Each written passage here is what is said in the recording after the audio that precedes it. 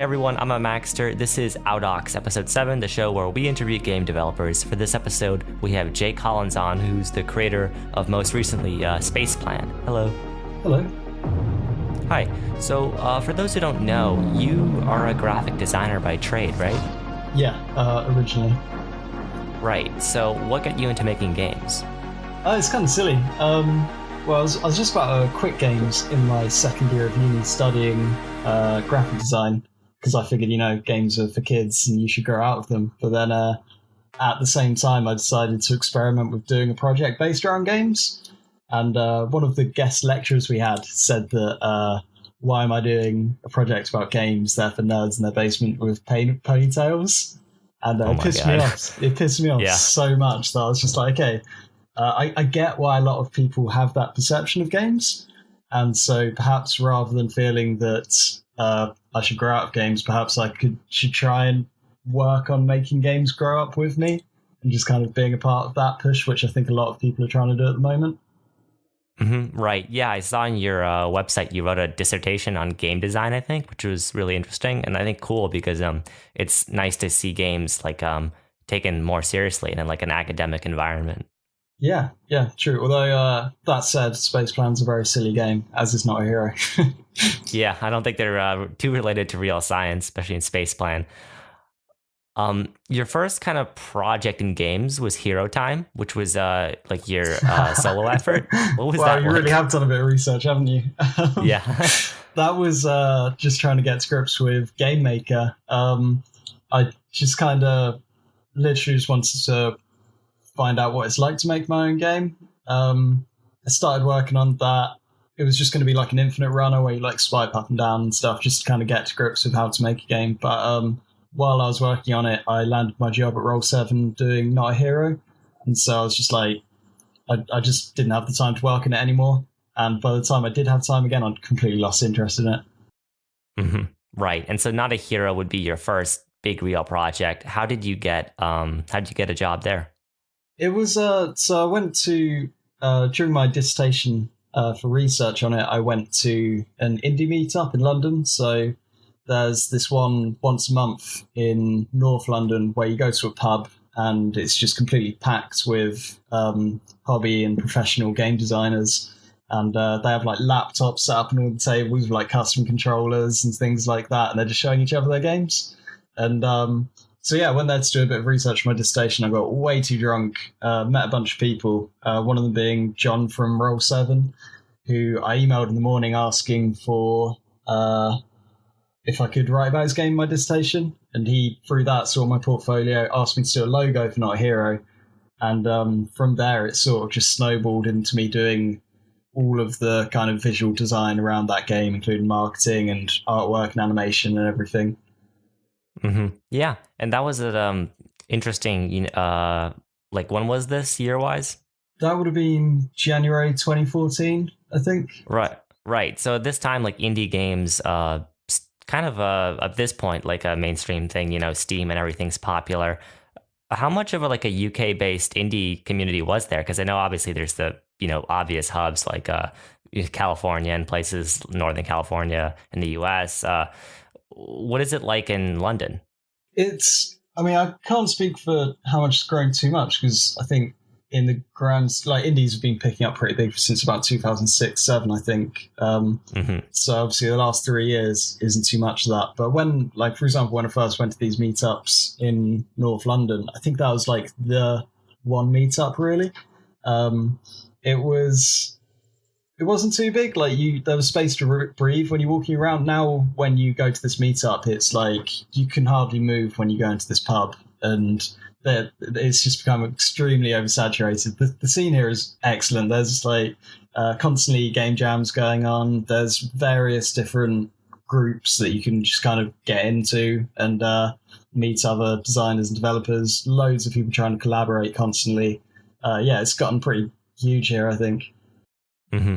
Right. And back to the game. So Not a Hero, it's a game with a lot of personality. And so is, you're working with Devolver Digital then as well, which is a publisher with a lot of personality. What was it like just, obviously you've done design work before, but doing design work in games, what was that kind of bachelor experience like?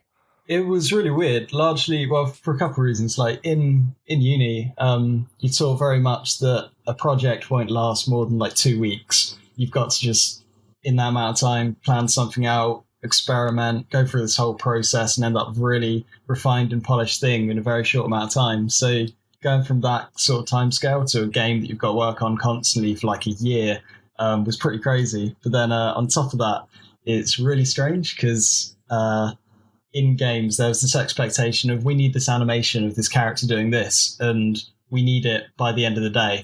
It's like you don't have enough time to really experiment with things, and you've got to kind of try to nail it on the first go.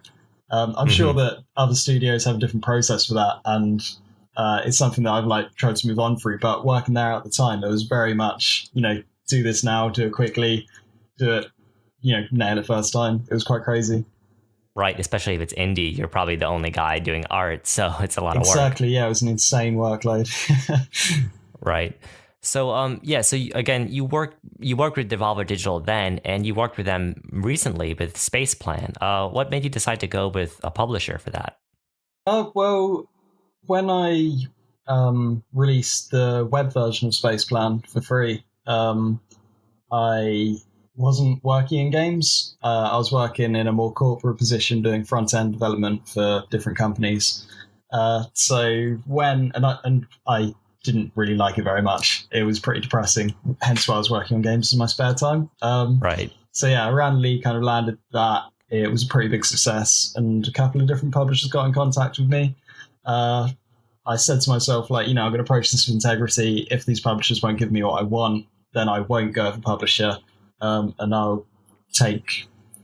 I'd probably still be working on it now because I'd be working on it in my spare time, and it would be quite a difficult thing to do.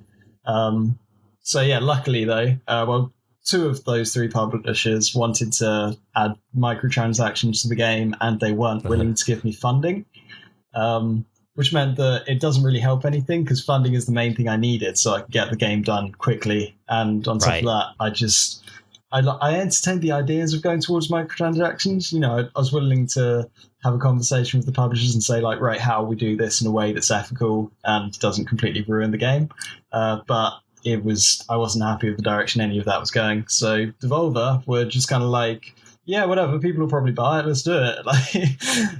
They had no idea that anyone would buy a premium clicker, but they just kind of, believed it and went with it. And that's why, yeah, I'd always go with them.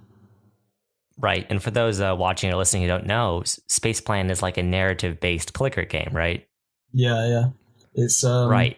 Very silly genre of games. An excellent genre of games. I really like it. I want to explore it more. I want to see it explored more too. Mm-hmm, right. And it's unique in two ways. You mentioned the microtransactions thing. It's a paid upfront clicker game. And it's also a clicker game with an end. It's not like something you could play it in perpetuity, but it's designed to have a beginning, a middle, and an end. What was it like designing a story for that kind of experience where you're just doing a very simple mechanic over and over again? I didn't really have plans to add a story when I first made it. I just kind of wanted it to be a almost create your own story kind of thing, like you're just kind of probing this planet and getting information on it. But I went to add a boot up to it, and I was just like, wow, I've made a really over the top obnoxious boot up sequence to this game. I kind of want to take the piss out of that. So I added this little narrative module that would kind of comment on things you're doing and what's happening. And with that, it just kind of literally, there wasn't any planning for the story or anything. I just kind of hammered it all out just stupidly. And when I released it, people really liked it. So that was quite good, yeah. But I think that the genre is really good to use to deliver a narrative because it's almost like reading a book, except it just kind of gives you small snippets in small bites. It kind of gives you time to digest it and use your own imagination to kind of work on the story yourself, and then you're given another little snippet of what's happening next. Right. And is it easier to experiment with that kind of formatted game where the mechanics really easy to design? You just kind of have to make it interesting over time? Yeah, I think that the idle game sort of format of game, it's almost like a blank canvas. You have a very simple mechanic, and then you can kind of apply your own personality to it or your own kind of approach to games to that.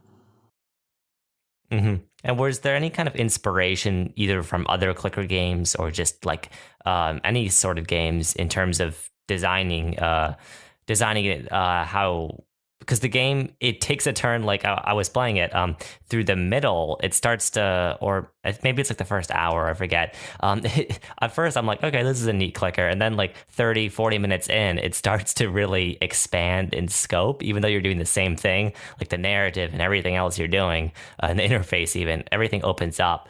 How did you get that inspiration to just like go super ambitious and for a clicker anyways, like to just do something crazy with the way that game ends? I don't want to spoil anything. Well, for the like initial approach to designer on it, I was really inspired by Cookie Clicker and A Dark Room, which are both like known as the biggest clickers in the genre.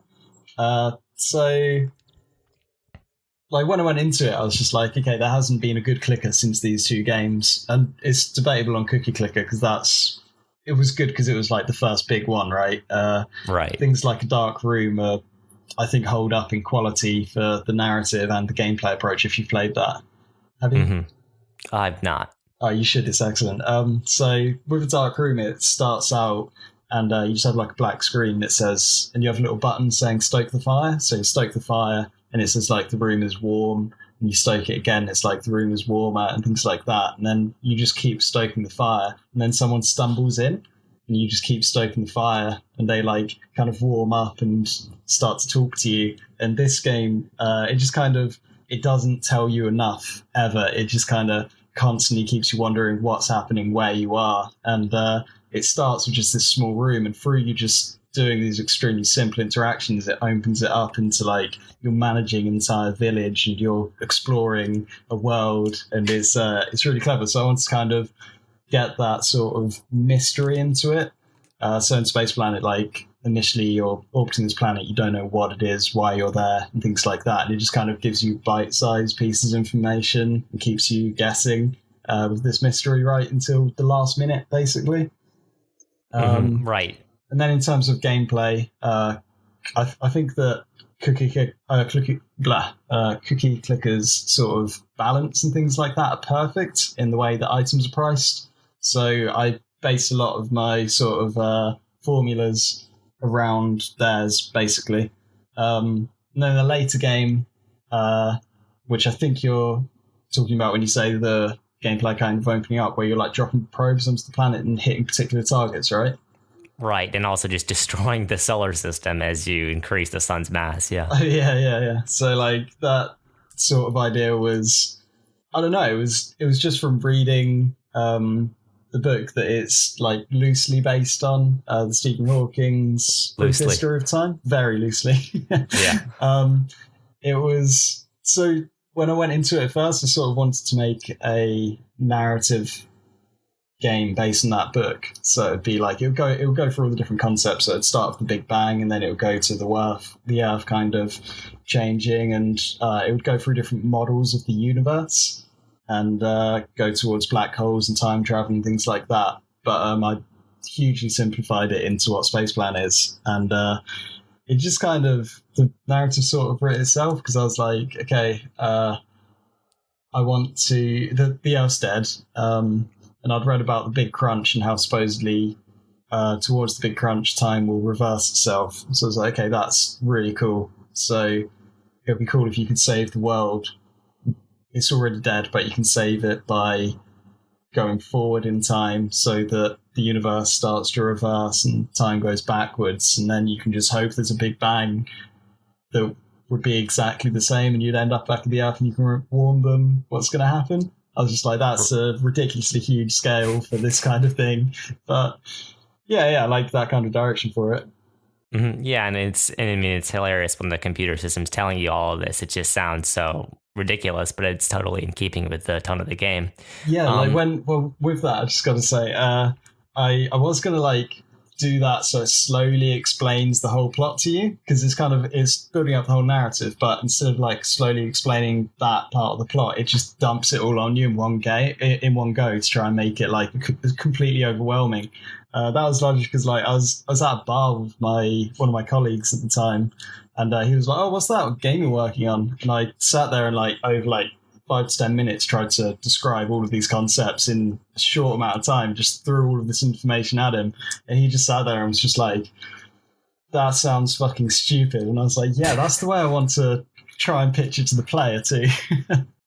Yeah, it's definitely a ridiculous game, but it works well. And also it's on Steam, it's on mobile. And on Steam, I want to talk about the price thing, because it's kind of normal for like a couple dollar simple indie game on Steam. That's what audiences are used to. But on mobile, especially in recent years, you see less and less, even indie games charging up front, especially a clicker game.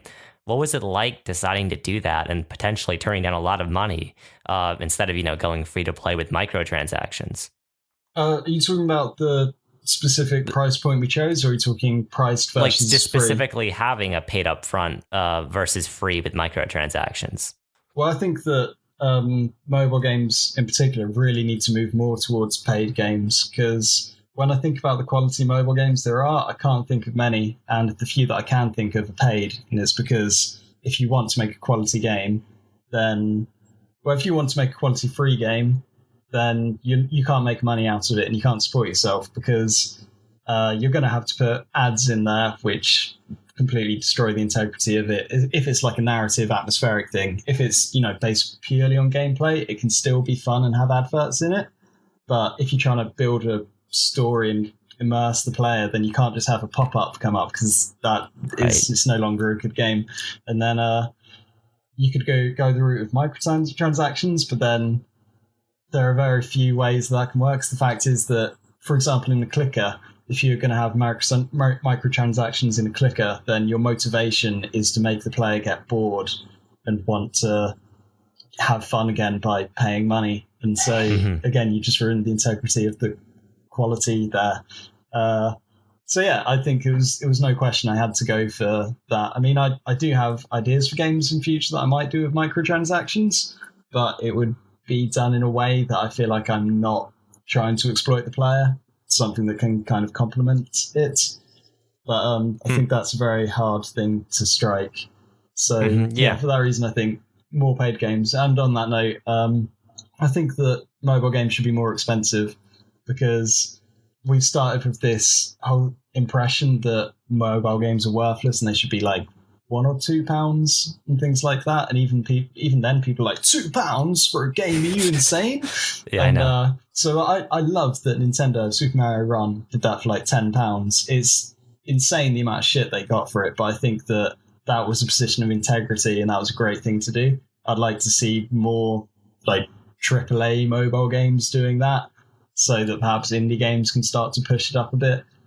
Obviously never ripping off the player. Like, if you're paying £20 for a mobile game, and say that's getting a bit silly, but we need to raise that expectation, I think. Yeah, like you have games like Threes, which can last literally years, and that game was sold for like $2 or $3, and then it was basically, it wasn't a failure, but it did not succeed nearly as well as I think 2048 was like the clone that ripped it off. That was just a free game. Yeah, like you have so many stories like that on the App Store and on Google Play, all the mobile stuff. Just because the market is not really receptive to paying for games. Like it's not something that people think about even, and if they do, definitely not beyond like $5 or $3. So it's definitely a tough thing. And I think you're like $3, right, on the App Store? I think so, something like that. I get confused. It's different. which is like a good price point, and I think it helped out because I think Apple featured you, right? Yeah. They gave us a week on the front page, which is lovely of them. Yeah. Do you think like mobile, like relative to Steam, how do you think mobile has done? I haven't got any hard numbers yet, but I get the impression that for this game at least, I think Apple has been the biggest income. Although after the initial week, it just plummets. So all of money you're going to make off that game is within the first couple of days, basically. Right. Whereas Steam is much lower, but it's much more consistent. So I guess over the long term, that'll be a great platform, which I wasn't even going to put it on Steam. Devolver insisted that I do a PC version because they were like, it's worth doing. And yeah, I think it is because, like I say, that's more consistent over time. Google Play, I've been kind of disappointed because I used to be like a huge Android user, but after releasing on Google Play, I can see why so many developers like don't even bother, because compared to the other platforms, it just doesn't bring in as much. But I'm still going to support it, and I'd like to see that work a bit better in future. But I don't understand why it's not as good as Apple in that regard. I think it's because you have passionate Android users, just like there are passionate Apple users when we're talking about games. But it's just that there's a lot less of them, whereas most of like Google Play is just teenagers who want free games, or like maybe, I don't know, it's just a different audience and a different I think developers have always found this, that it's so hard to get people to pay, period, but on Android especially so, just because of the way the market works. I guess, I don't know, I think Apple kind of has an advantage there, which is why they always, feature the games like Monument Valley and, SPACEPLAN, because that helps them out a lot. And it seems like their audience is just a little more receptive to it. Well, I think on top of that, if you have an Apple device, then you're probably someone who's willing to pay for something premium. Right. So just off there, the entry barrier means that you're probably willing to pay for games, whereas Android, a lot of people don't quite get what's the point in paying a bit more for quality. And so I guess that's reflected in the apps that they end up with. Right. Like if someone has a $50 phone, they're probably not going to be spending like $10 in apps every week. Exactly. Yeah. Yeah. So the look of SPACEPLAN is also kind of unique because it's a clicker. People think, what's the look? Like Cookie Clicker, I think it was just a cookie and there was a background where more cookies fell. SPACEPLAN has this particularly minimalist thing going on. How did you decide on that design? I just wanted to keep it really simple. I sort of have an obsession with making things look sort of extremely simple so that I can surprise you with something much more complex later. So like in the original web game, the whole thing's just a 2D red spot and you get like white squares and white rectangles and things like that. But then it goes through this very visual ending and goes into like 3D animation and things like that. I think that by getting people used to something very simple, you can really blow them away, but with something much bigger. Although the quality is consistent. It's not like, I'm intentionally making the design bad to begin with and then lovely later. It's just complexity, not quality. That geometric thing is very much from a graphic design background, just kind of less is more, and trying to communicate the idea that you've got this plan to people as simply as you can. Right. And the 3D thing I found kind of interesting because the whole game is sort of 3D, but I didn't notice it at first. And then you kind of like tilt your phone around and things start perspective shifting and it's like, whoa. Yeah. So it's just like, I wanted to kind of make that quite subtle. I didn't want to be like, hey, it's 3D, check it out. And it's just kind of be like, you'll only even notice if you actually pay attention. Right. Yeah. I think it's kind of a cool detail in there that I bet like half the player base might not even notice. Up until the ending thing anyways. So anyhow, this is probably the most important question. Why potatoes? So when I was like sort of researching Cookie Clicker and why I think that succeeded so much. So when I originally made SPACEPLAN, I was like, it's going to be, you're just going to have probes and like robots and everything's going to be made out of metal and shit like that. But then I was researching Cookie Clicker and I realized that really early on they have a comedic hook, which is first you buy cursors to click the cookie for you, and then you buy grandmas to bake cookies for you. And I think that that's a big part of Cookie Clicker's success, that you have this little joke that gets you interested in where this is going. So I was like, okay, how do I replicate that with power? And I was like, okay, potatoes are pretty funny. They generate power. Let's just have the next item as a potato. So second item's potato. But then I was like, yeah, I want to have probes next. And I was like, probes, probe potato. That's pretty funny. So I was like, okay, we're gonna launch little probes, which are potatoes, down to the planet. And then I was just like, okay, enough potatoes, we're done. And then I was like, Spudnik, that's the best pun I've ever come up with. So I was just like, yeah, okay, we've done potatoes too much now. We can't just go back to not having potatoes. The whole game's going to be about potatoes now. Right. Yeah, it has that lovely thing, and it's great because if you just look at the screen, you can't tell that anything's potatoes, but just all the text descriptions and the puns and everything are just great. Yeah, I wanted it to, like, there to always be a contrast between, so I wanted it to be very visually mature and serious, but Right. I hate things that take themselves too seriously. So I think it's great that while it's visually mature, it's narratively just stupid. Right. Yeah, and it's a great contrast. I think that's part of why people are so so enchanted with the game. It just really I don't know, it's a new kind of personality in a clicker. Like Cookie Clicker had elements of that if you read like the item descriptions and just everything, but I think Space Plan more directly kind of like shoves the personality in your face in a good way. Yeah, sure. Yeah. No, yeah, I think it's great. So after Space Plan, that's been released, I think like a month or two now, right? Yeah, it's just over 2 months now. Yeah. What do you plan to do next in games? Currently, I'm still like hung up on trying to fix some last bugs with it.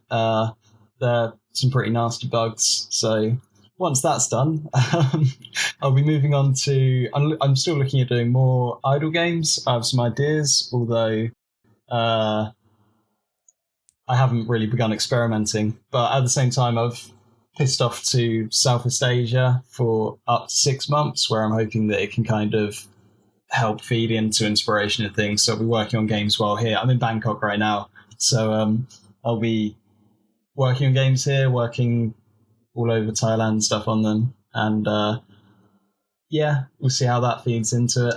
But yeah, idle games definitely, because it needs to be explored a lot more. It's a really interesting format for games. I think that I want more people to play games, but I want people to play games less.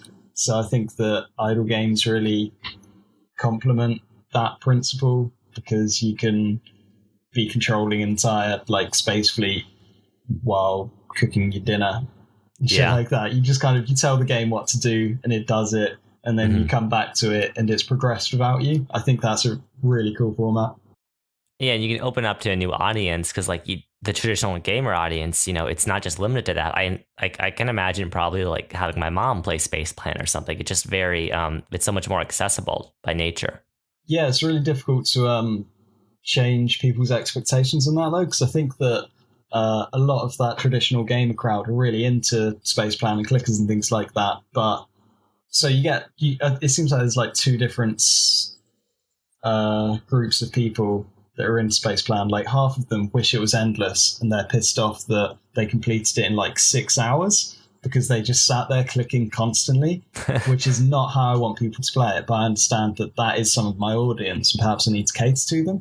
And then on the other end of the spectrum, you have people that just like play it in little 5-minute bursts and it takes them like 2 or 3 weeks to complete the game. And that's like exactly what I want out of it. And they're just like, oh, it ended. That's fantastic. I think that that's the audience that I'd like to cater to and the way that I'd like to push my work more. But there's a lot of resistance from the former group because they're just like, that's not how games should be. I should be sitting there playing it constantly. So, yeah, I want to change that expectation. Yeah, and it's different on mobile. I mean, it's much easier to do that than on Steam. I think the whole idle game category on Steam, like you mentioned, it's not really something you're designing for. You're kind of designing for phones and tablets, right? Yeah, but at the same time, once I decided that the game was going to be on Steam as well, I didn't neglect the design on that. I still wanted to make sure it's a quality experience. So that's why, for example, you have so in the web version, there wasn't the, what do I call it, the Kinetogen Sparkifier, which is this thing where as long as you're being active, then it gives you a boost multiplier on the power of the game. So I added that largely for the Steam version because I figured people will probably want to be a bit more active. So yeah, I was trying to strike a good balance between both formats. Right. Yeah, and I think yeah, it's done well, and hopefully SpacePlan continues to do well because there's that Steam summer sale. I don't know if that's still going on, um, but I'm pretty sure it was discounted on that, right? Yeah, it was on. It was like $1.50 or £1, and people still complained. I'd like to point out, we still got emails saying like, "Why should I pay this much for a game?"